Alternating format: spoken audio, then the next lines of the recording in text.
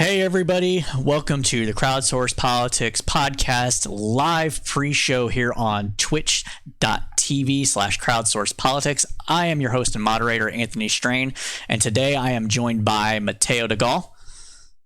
Hey, what's up? And Nicola Adams. Or Nikki Adams, sorry. It's okay, same difference. Dylan Capdevilla will be joining us shortly. His internet at his house went down, so he had to go somewhere, or the place he was at went down, so he had to go somewhere else in order to join us. He will be joining us shortly, probably within the next 5-10 minutes or so.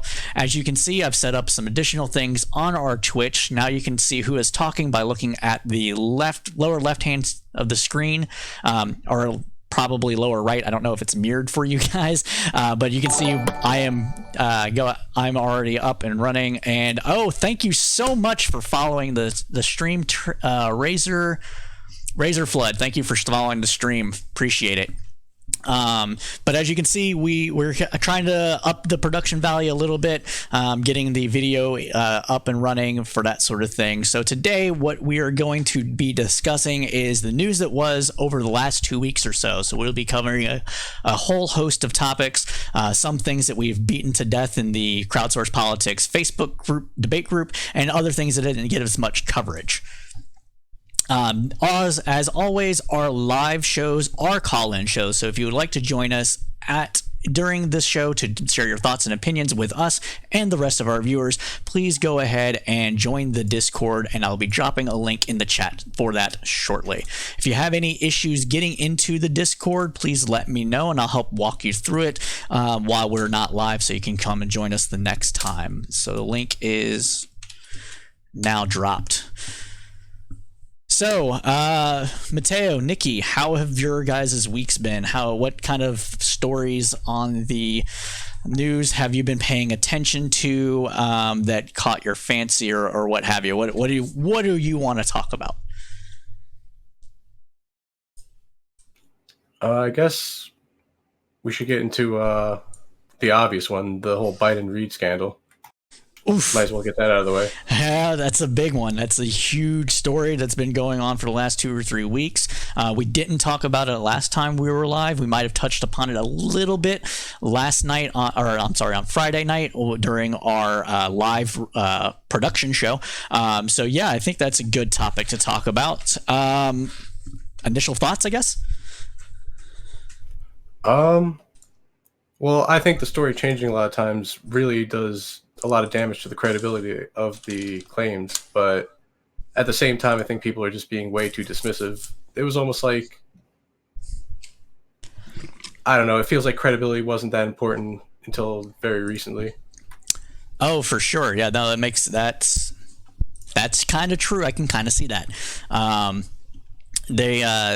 think a lot of people were a little bit too partisan, too ready to dismiss it out of hand for partisan reasons, but does appear to be some legitimate issues to that story. Nikki, what are your thoughts on it?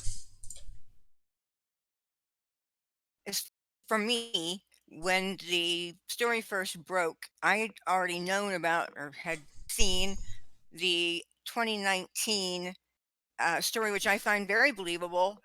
And then when it changed, her original story was that he had touched her shoulders, put his finger on her neck, played with her hair, something like that. She did not see it as sexual. She very clearly said it was not sexual. She said it was like, you have a what? Sorry, Nikki, you broke up a lot there. Could you please repeat the last 2 sentences or so? Okay.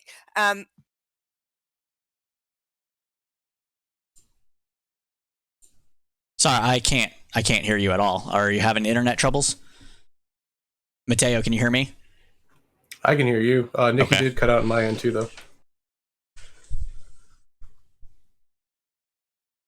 My internet was acting up before, so I just want to make sure it's not me. Yeah, I can hear you fine as well. Well, it is what it is. So I think what Nikki was saying though is that she had heard the story that was promoted in 2019. I don't know what's necessarily promoted, but it was when a slew of women came out and discussed the inappropriate, creepy behavior that Joe Biden had displayed to them, being a personal space invader. Some of them complained about him sniffing hair or touching them a little too long or a little too low, or just made them generally uncomfortable. And we shouldn't be dismissive of how we act to other people in their comfortability and things like that. But Tara Reid was one of those people that came out and said, "Hey, Joe Biden did this to me as well. He made me feel uncomfortable back in '93. He did the X, Y, and Z, and I think it's something that we should talk about."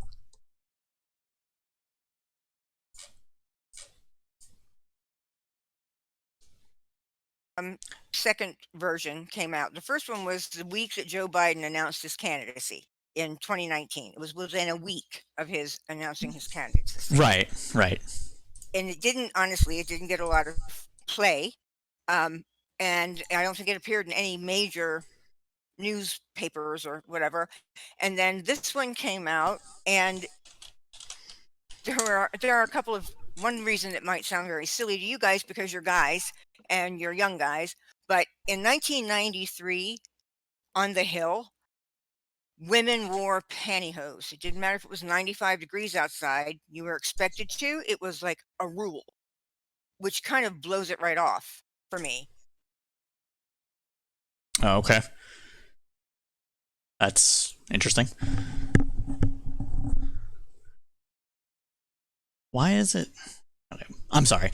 Please. Yes, that's an interesting comment on that. Sorry, I'm having a little bit of technical difficulties with the watch stream in the top right-hand corner on Twitch. That should have went away when I stopped sharing my screen, but it's still there for whatever reason, and I don't know why. But neither here nor there. It's whatever. So I think, yeah, the story changing does raise concerns. Although she has told other people about this, there is the Larry King live tape of her mother supposedly. There's no reason to not assume it's her mother, given that she had said it at the time and everything like that. Calling in, people wouldn't necessarily be as forthcoming with these issues back then as they might be now. I think there's a bit more willingness to step forward because the whole Me Too movement and everything like that. Women not feeling alone in this sort of culture that we are in, of having experienced some sort of sexual harassment and or abuse. So that does corroborate her story a bit. We can debate whether or not it actually confirms to the story based on what her mother had said or not. I think those are things that are legitimate concerns. I wouldn't downplay them, but at the same time, there's other things. What are the other things that might make people question the stories? Because even though I or you or anybody else might not disagree with or might disagree with the claim, there's other people that take it legitimately, and that's a legitimate opinion. One of the things that I would point out right away is that, and we didn't find this out until 3 days ago or something, 4 days ago, when she originally told her story, she went to the Union, was the newspaper that she did it in or did an interview with, and then she did a blog on Medium, and that blog specifically said that it wasn't a story of sexual assault or abuse or harassment. It was a story about the abuse of power because men made her feel, or Biden, anybody, whatever, made her feel uncomfortable kind of in general because she felt like an ornament. Right. Yep. We found out 4 days ago that she had gone in the same day that she released her new story, her new version, expanded her story. She went into that 2019 essay blog on Medium and changed so that it conformed with what she's saying now. To me, that's a big deal to me. So I went through and read. I'm going to disagree with you a little bit on this. I went through and read that story from the article that you've shared within the group, Nikki, about that, and it seemed like it was flourishes for dramatic effect. It didn't really change the crux of the story so much as it kind of focused more on the power dynamics, the fact that this was a powerful male that did this. It wasn't just like some random Joe bloke down the street, and it was more things along that nature. It didn't really change it changed the tone to me, but it didn't change the meat of the article. It went from this is not a story about sexual assault to this is not just a story about sexual assault. Right. As a survivor, it bothers me. I mean, if you certainly, my memories are not completely clear, and you saw that with Blasey Ford. You'll see that with anybody who has had that kind of trauma, or any kind of trauma. Doesn't have to be sexual. Any kind of trauma. Although at the same time, I also don't expect someone who has been assaulted, to go back and change a story to match another story. As a survivor, it bothers. For sure. I mean, completely legitimate. Dylan, are you with us now?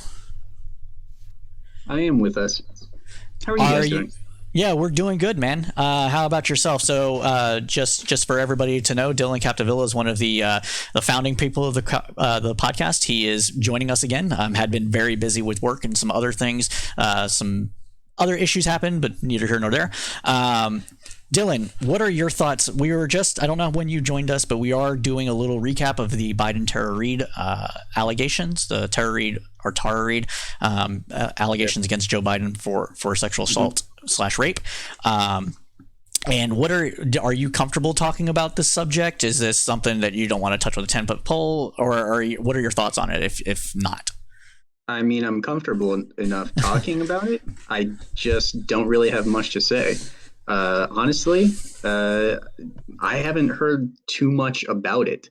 And maybe that's partially me just not clicking into articles. And part of it is there just haven't been a whole lot of articles in the sources that I look at, such as, I look towards more business and economics news. So, completely fair.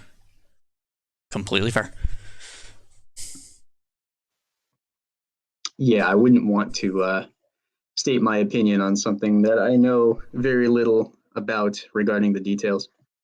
For sure. Just really quick, everybody, I'm going to go ahead and disconnect from our voice chat program and come right back. It's not going to impact very much. It'll be like 2 seconds. So just give me a second.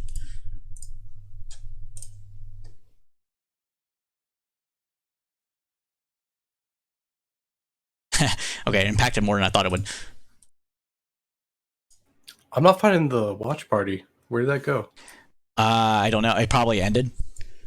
Why did my video go away? The whole time it was just like a 3-minute video of you. Oh, there we go.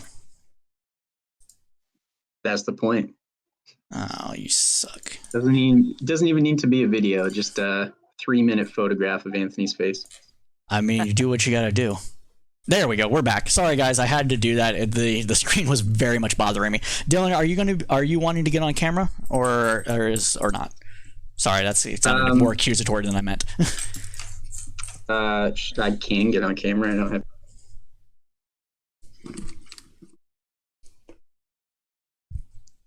All right. Hey, Dylan. Thanks for joining us again. So I think that's about the long and the short of it. In the group, for those that might be joining us that aren't inside our Facebook group, we have had a bit of drama surrounding this issue. A bunch of people sharing their thoughts and opinions, hashing and rehashing the discussion in the group. And getting a very heated. It's very personal to a lot of people within our group, and so we didn't shut down conversation, but we kind of directed conversation into a single thread. And since doing that, I think the tensions have gone down a bit, and it's not as much people going from thread to thread, from post to post, and arguing with people. It kind of helped. I think our moderation style definitely helped in that regard. But that's the long story short of the Biden issue. Does Mateo or Nikki, do you want to mention anything else in particular before we go on to the next subject?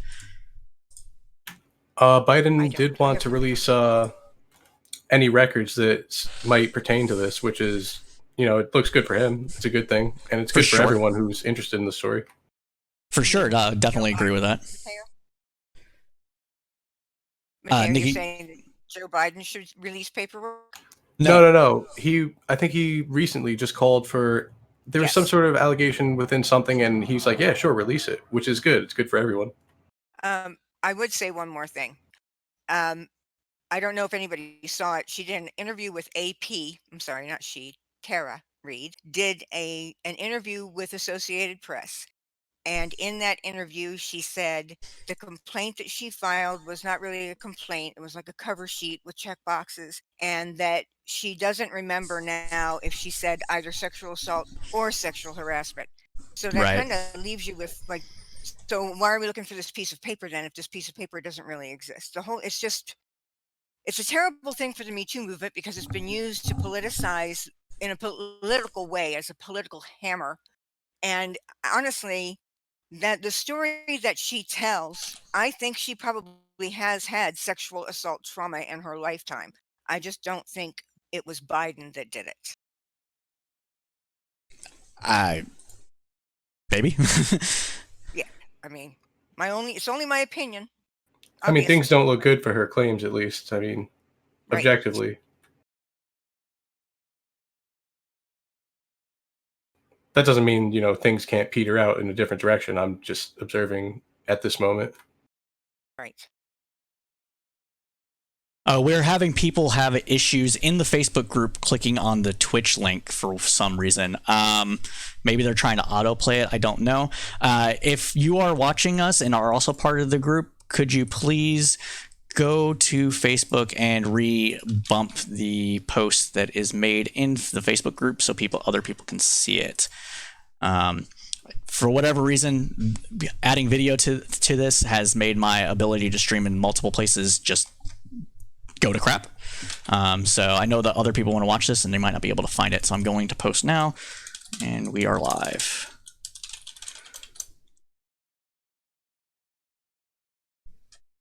So I just made a post and making an announcement. So if you can just go in there and if you have the time, just go ahead and bump it so more people see it. Announcement. There we go. Okay, so I think that's the long and short of it for the Biden allegations. I think we can move on to another topic. What do you think? Should we talk about North-South Korea? Should we talk about the COVID protests that happened and across the country to include California? What are your guys' thoughts? North Korea is a little interesting.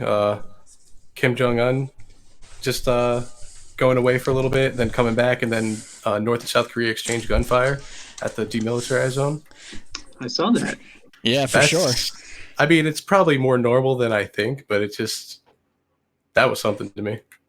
Well, so I was for all the people who don't know, I was in the military for 7 years. 2 of those years were spent in South Korea. I was stationed at Camp Humphreys, which is about an hour or so from the DMZ, hour south or so, maybe 2 hours. Yeah, about 2 hours south of the DMZ, about an hour south of Seoul. So I did some exercises up in the DMZ, visited DMZ a couple of times. And so the tension around the DMZ is always palatable. However, it is kind of also theater between both sides. If you remember a couple of years back, there was an incident where North Korea flew like a giant flag off of a radio tower and blasted like propaganda about how great their cities were and everything like that. And then South Korea came and put up a bigger flag.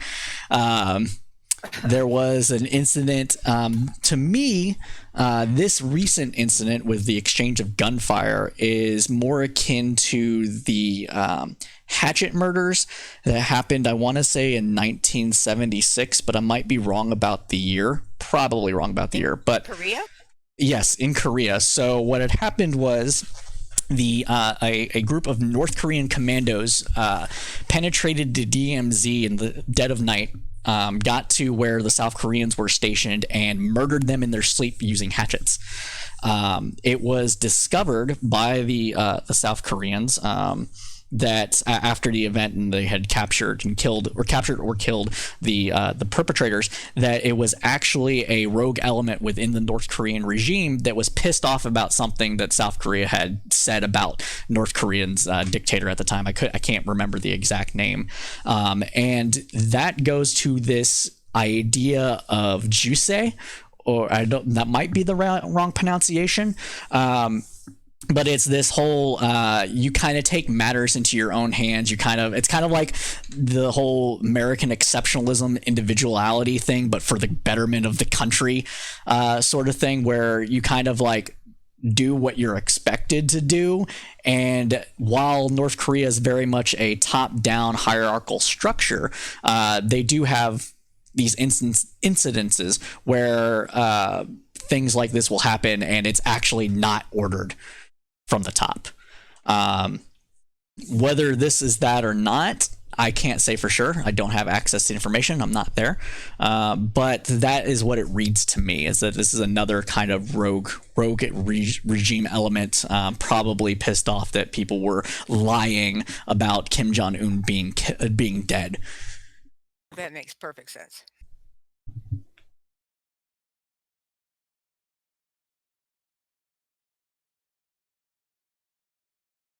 So, but as far as Kim Jong-un, the issue with Kim Jong-un supposedly being dead, I think that was a lot of, it was, from my understanding, and please correct me if I'm wrong, it was a lot of second, third-hand accounts and rumors putting up these stories that penetrated the South Korean press and the South China Post, I want to say it was.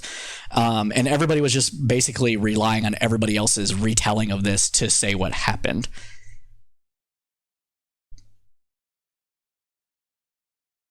Dylan, we can't hear you. Push to talk, that's why. Yeah, the sources I saw named a couple from Japan, and yeah, China, and I remember South Korea. The South Korean government was being conservative. They denied that they had knowledge of Kim's death the entire time, if I remember correctly. Sure, that makes sense. Yeah, that's just also what I heard about. At least the South Korean government also not saying that he was dead or not. His health problems are actually fairly well known. I mean, don't want to body shame anybody, but just look at the guy. Well, it's also not the first time he's had health problems that took him out for a while. He has gout, and he's somebody who lives a lifestyle like Henry VIII. Yeah, exactly. Henry VIII is the person I was thinking of as well. So it wouldn't be the first time, but also it could have just been fear of COVID. Like COVID hit China pretty hard, and North Korea and South Korea do have a lot of back and forth of people between each other, at least as far as labor is concerned. So it could have been that as well. It would be very unusual timing if COVID had nothing to do with it. For sure. Yeah, it would be. Didn't Trump send PPE or something there right after they said he had surgery and nobody had seen him in weeks or whatever? That I do not know, to be honest with you.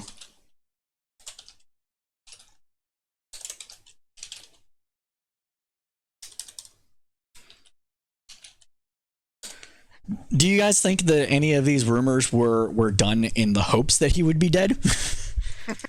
Oh, absolutely. I mean, I think most people who spread the news that he had died were hoping he would be dead.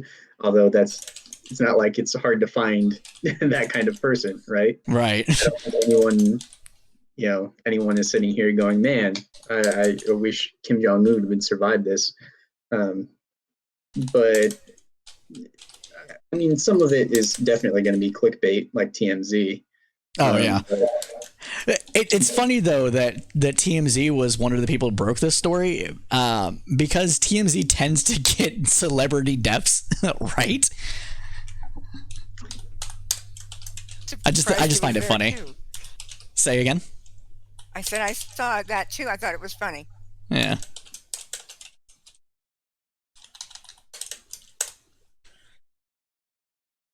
Do we know for sure that was really a picture of him?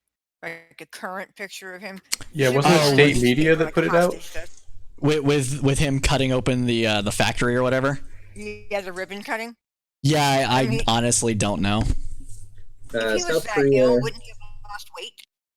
Right? I mean, he looked very rosy and happy and solid. Oh, not necessarily. If it was a surgery or something that only took a couple of days, he wouldn't have lost that much weight, I don't think. In South Korea is saying that they can confirm that he had traveled to that factory on that day. Okay. And South Korea, and just for everybody else's awareness, South Korea's intelligence apparatus is actually very good. So if they have intelligence reports about that, chances are they're correct.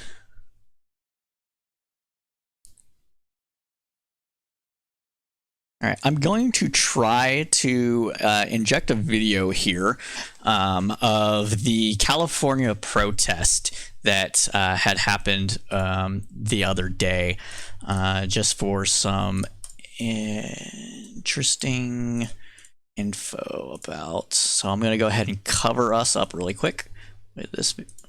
There we go. Oh, look, I'm streaming the stream. Anyways. I had it open, man. Sorry, guys. There it is, Inception. Cali protest, LA Times. I think LA Times had the best video that I saw of it, and it was fairly short. So we won't watch the whole thing, but we will definitely. They're getting farther and farther away. Is it what the? Why? Oh shoot! It's. I'm sorry. It's doing the one Chrome thing instead of, there we go. Instead of the actual thing that I wanted it to do. That's funny. All right, here we go. Star Trek. Here we go. So, oh, I must have Chrome muted on my. Yep, I do. There we go. So this is the California protests that happened in LA County. These are people protesting. No more Newsom! No more Newsom! No more Newsom! Oh, that's really loud. We can't hear it. Yeah, I don't know why it's so loud. I think someone. Hold on.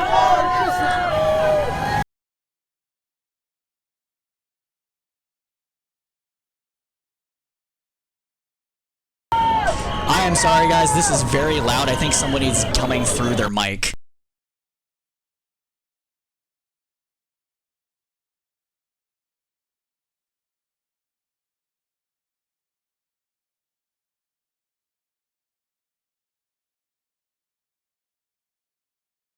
I apologize, everybody, for that. That was a mistake on my end. For whatever reason, there was 2 videos playing at the same time instead of just one. So, I will go back and I will turn this down. There we go. Now that should be better. Is that better for everybody? I think it should be better for everybody. Let's go ahead and maximize that. There we go. There we go. So this is various places in California protesting Gavin Newsom's restricted orders on beaches to be closed and everything. I'm thinking that a lot of these people are probably thinking that their protest actually pushed Newsom to say it's a matter of days before they open up the beaches and that sort of thing. However, it is also my understanding that Gavin Newsom actually said that they'd probably be opened as early as next week, like next Friday, a week or 2 ago. So we are going to go ahead and switch this off and exit that because, yeah, it's a interesting spot to stop that. There we go. So thoughts, opinions on the California beach protests, the people that are very much saying that we need to open up California so people can go to the beach and get on with their lives and that sort of thing. I don't know if something happened since then, but on May 1st, it was announced that Orange County beaches will remain closed. A California Superior Court judge rejected a request to block the directive that the beaches remain closed during the coronavirus pandemic. And the judge made it pretty clear that the governor absolutely has the right to abrogate what people would consider their constitutional rights in the instance of a public health emergency, which is obviously Gotcha. what this is. I feel like most of those people aren't even from the area. I think they just want to protest this because some people just can't let up any opportunity to make something about freedom or the fall of America or the way it used to was, something like that. Or themselves. Yeah, or themselves, they want people to go back to work. They're not even necessarily asking for themselves to go back to work. They're like, oh, I want these services to open up again. So it's like, what if these people who work these service jobs aren't, like, they don't want to go back to work?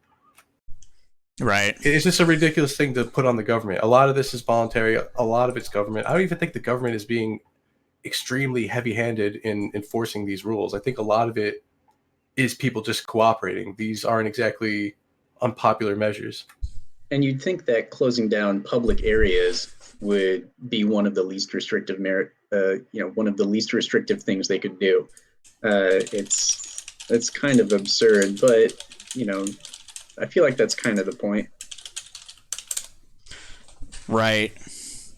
No, I think that's partly a lot of it. I think it's also the fact that it seems to be Democratic governors, if we're talking about nationally, on this more than just the local issues, that the partisan divide is pushing a lot of people to be against it more so than they might normally be.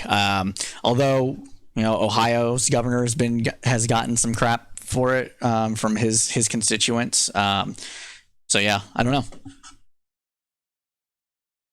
Yeah. Ohio's governor actually has a very high approval rating for his handling of the coronavirus. If I remember correctly, it's over 80%.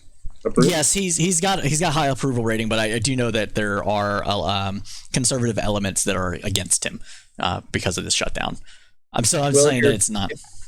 Yeah, if your approval rating is that high, though, I think you can safely ignore those elements. For sure. No, that's a very fair point. Yeah, it sounds like a pretty solid minority there. Do you think that Trump is actually going to hold up aid to states that have sanctuary cities, not give them funds, bailout funds, unless they, I don't even know what the word is, destroy their sanctuary city status?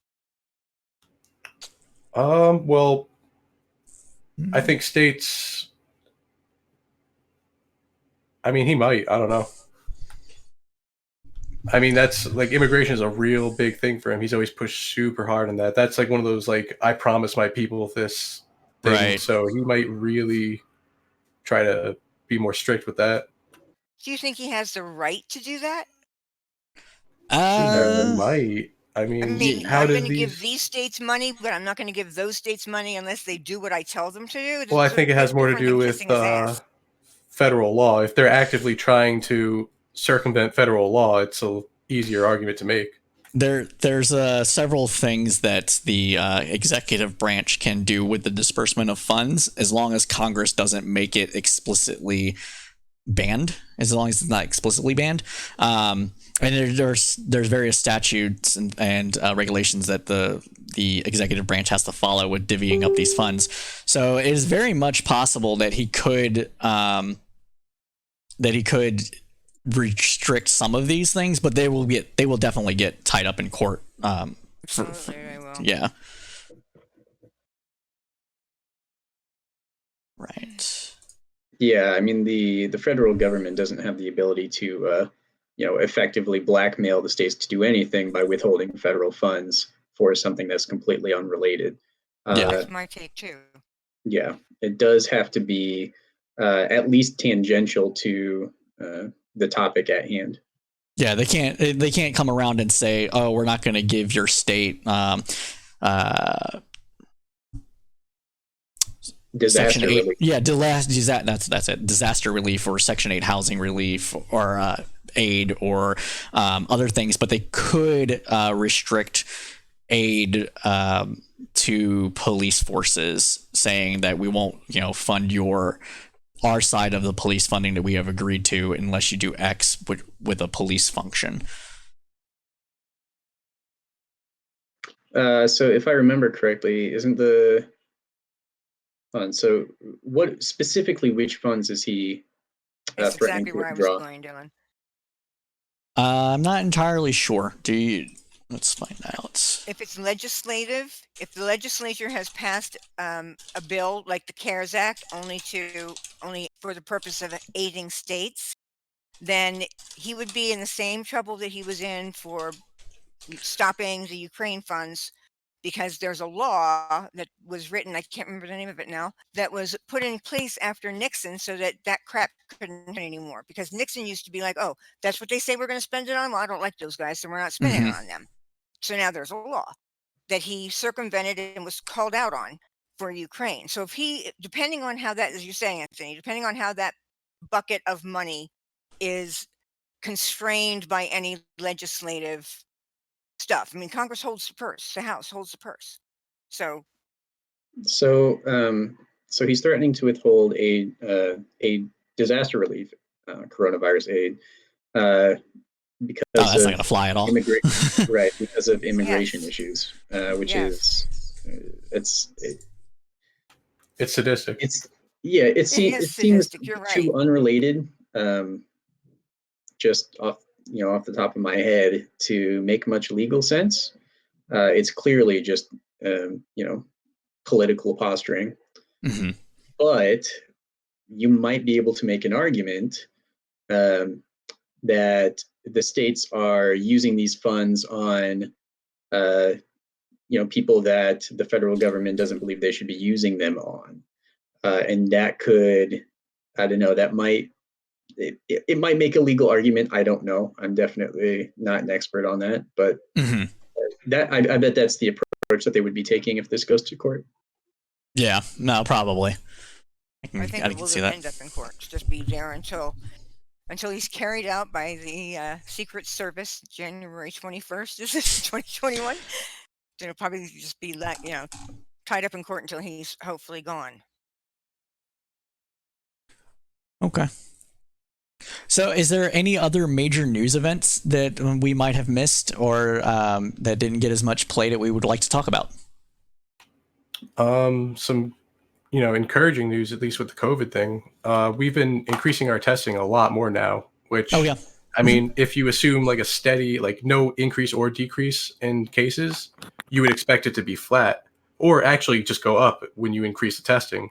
But it's actually done the opposite. It's gone down, which is, it's not going to stay going down necessarily. It could go right back up in a month, but it's at least encouraging. It's good.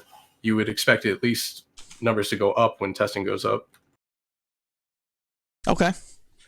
Yeah, I think we very much. I think everybody that says we flattened the curve at this point is correct. There might be a few states or cities that have not yet, but overall, I think we have. So that is very much encouraging news. I do worry that these protests and the too quick to ease the restrictions on various businesses will make that spike back up, because the initial reports that we might have had like 40% or so people have been exposed to it has since been downgraded to something around, I want to say 20% at the top level of people that have been actually exposed to COVID-19 through antibody test. So I do have concern about that though. What about everybody else?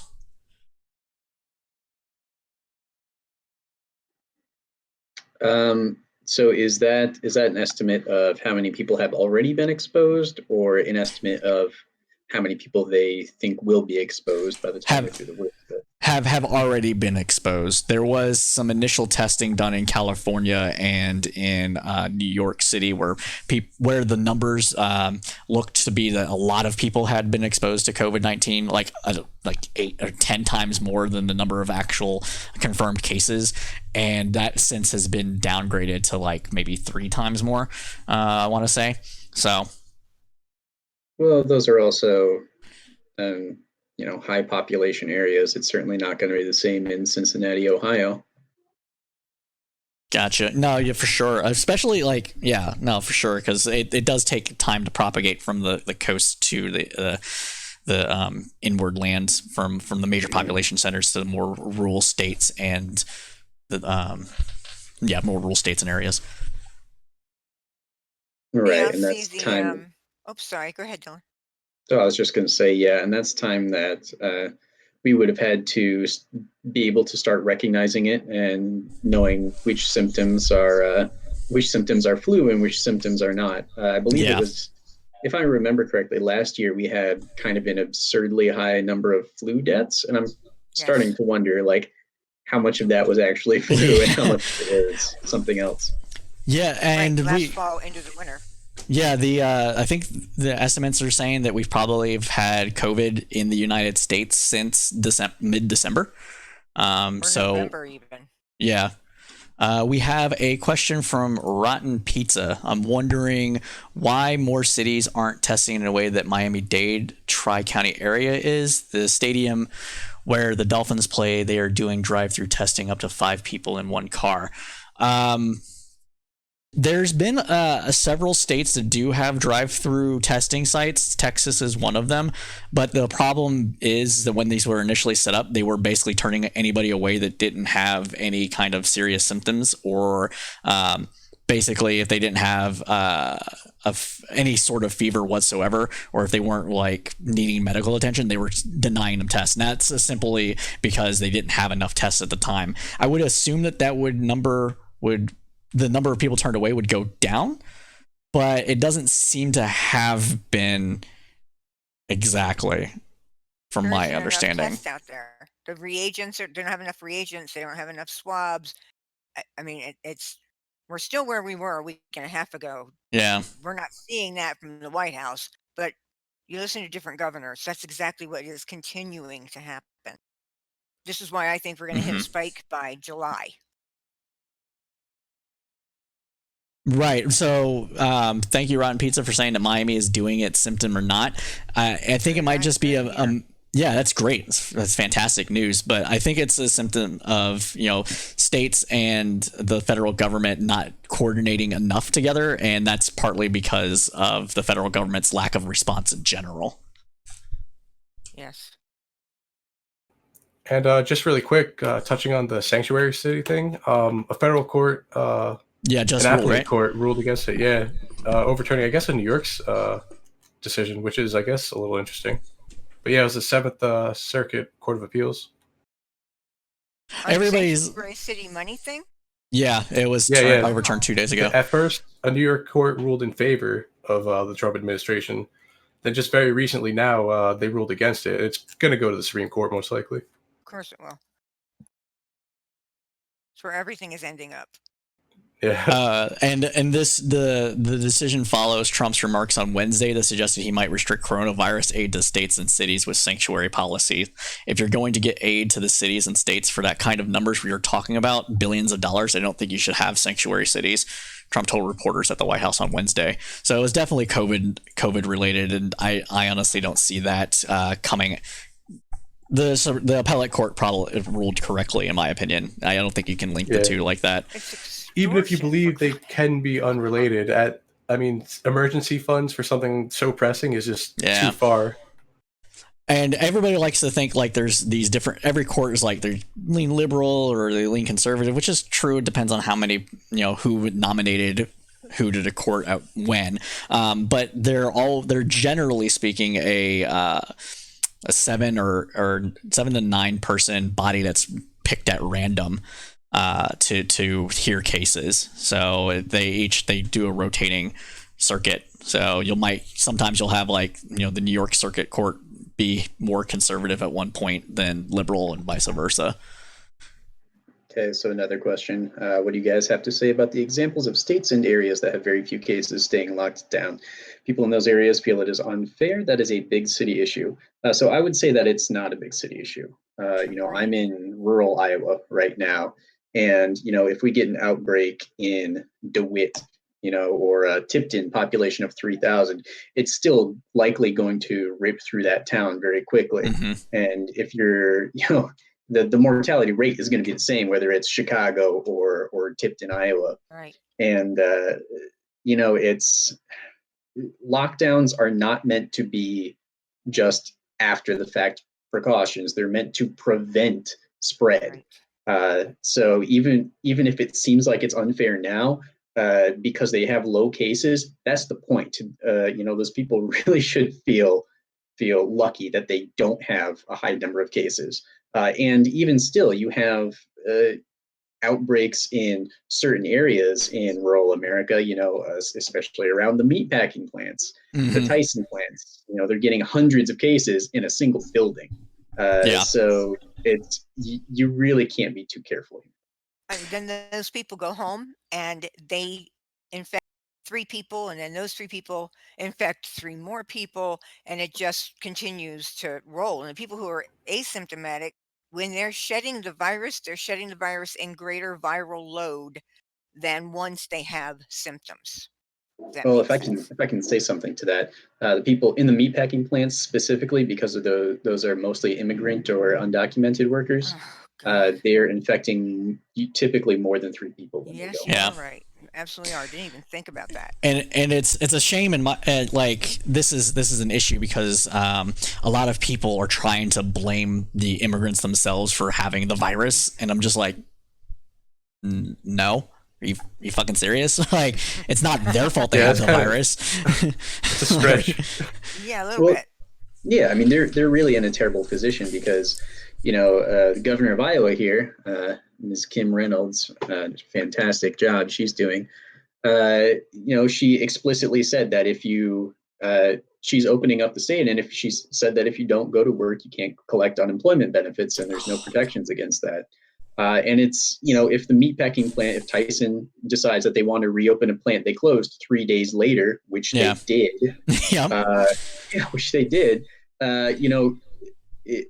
you don't have any recourse there. You either go to work and have a very high risk of catching the virus, or you stay home and you don't get unemployment because it's a voluntary quit.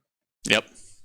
I know that the federal government intended for people to be able to leave work and still get unemployment during the duration of the crisis, at least until July. It's funded until July right now, at least part of it.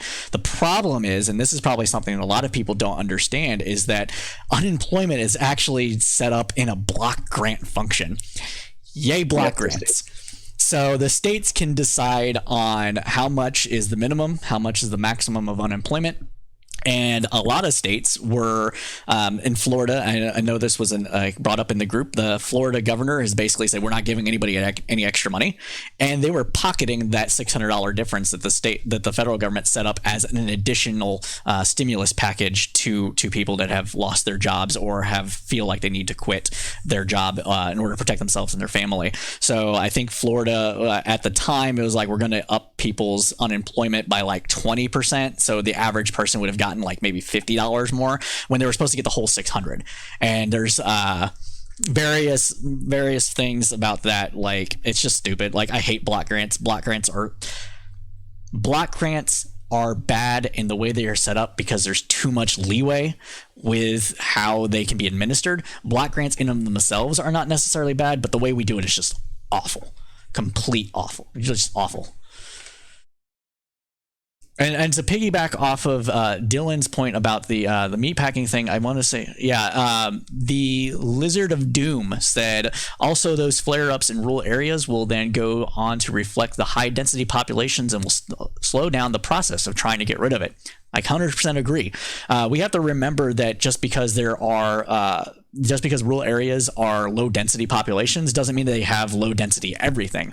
So a rural town might have 1 or 2 churches that everybody goes to. So on Sunday, they go to church. Have hundreds of people in these churches.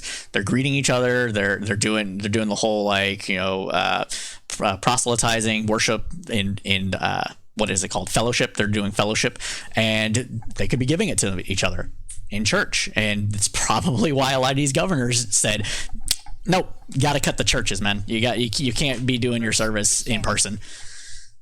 And they either don't understand it or don't care. I find this concerning.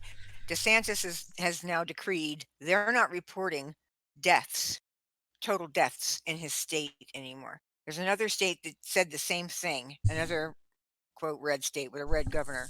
I don't remember which one it was, but I'm afraid now we're going to see this kind of cascading effect where the states that want to stay in good with Donald Trump will report fewer cases and fewer deaths.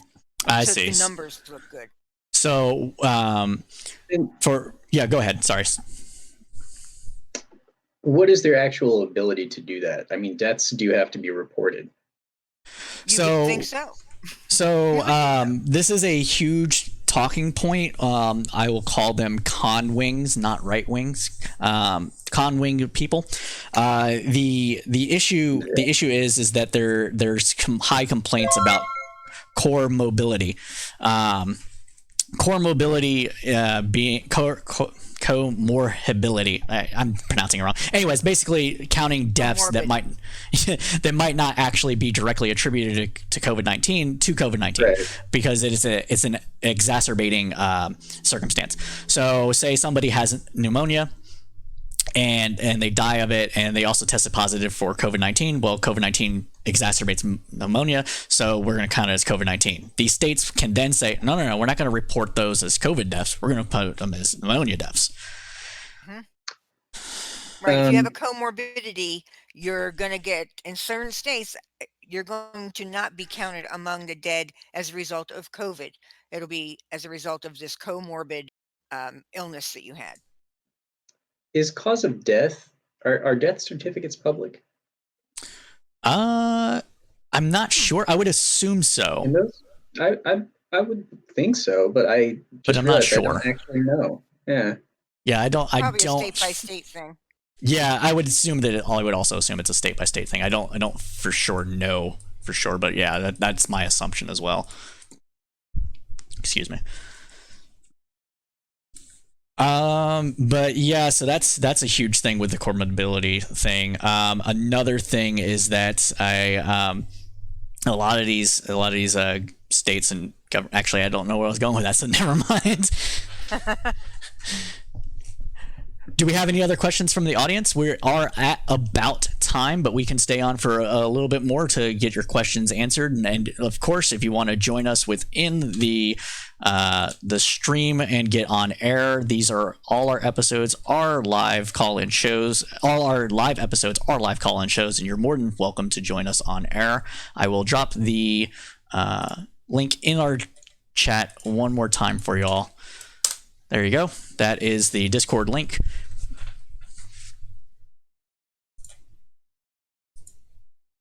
Oh, there we go.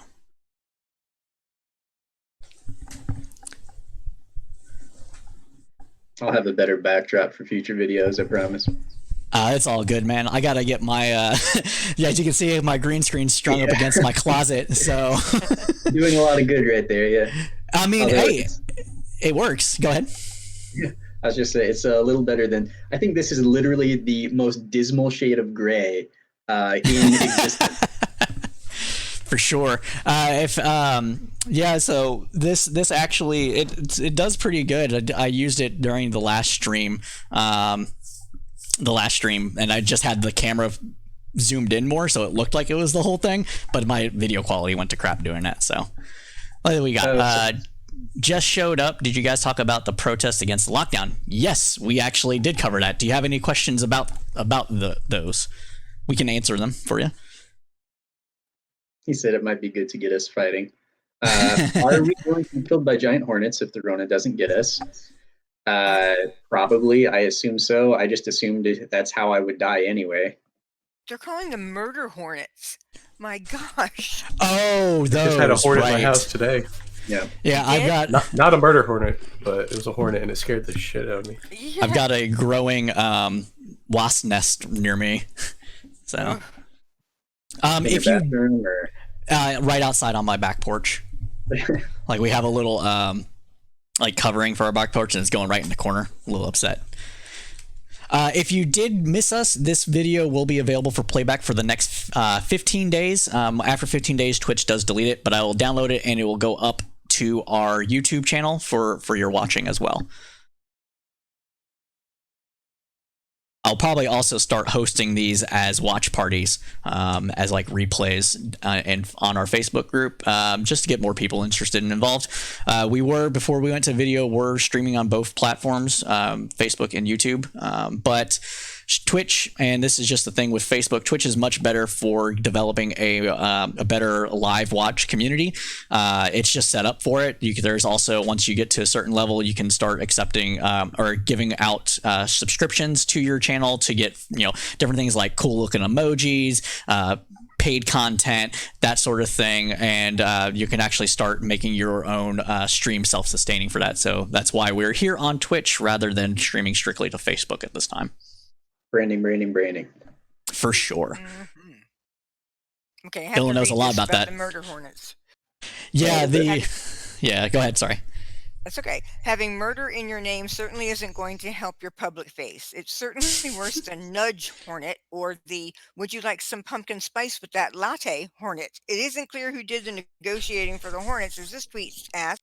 Murder hornets, but with the right lawyer, manslaughter bees. That's actually pretty That's cool. awesome. Boo, we suck. Why Manslaughter do we bees. suck? Who's Sea Devil? Well, tell us why we I suck. was setting out to have 0 people think we suck, and you ruined it. Man, God, this why we can't have nice things, guys. All right, guys, shut it down. Shut it down. Game over, man. Thank you, Rotten Pizzas. I thought so too. We are taking suggestions for different things on the show. If you have a suggestion for a particular topic that you'd want us to go over, please go ahead and drop it in the Facebook group or message the page. Also, Crowdsource Politics at Facebook. So we're open to suggestions. We do this for y'all. We do it for our own entertainment too. We're just here to kind of pontificate and have fun with it. So you're our community. You are the people we care about. For this guy who thinks we suck. Yeah, We except still you. don't know Fuck why you, he die. Fucking guy, exactly right. I mean, I wouldn't go that far, but Open up a can of whoop ass. As long as it's not James Clapp. oh, it is. I'm kidding. We love you, I'm James not. Clapp. Next time on Crowdsource No, I don't think Politics, it's really you can him. get I'm just abused kidding. too. I'm just kidding.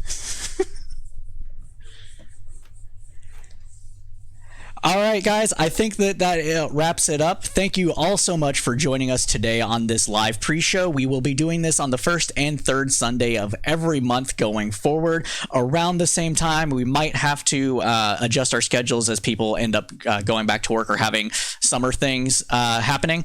So please go ahead, like, comment, subscribe, hit that follow button on Twitch. It does actually help us out immensely to getting to affiliate status. And as always, keep your head up to your political storm.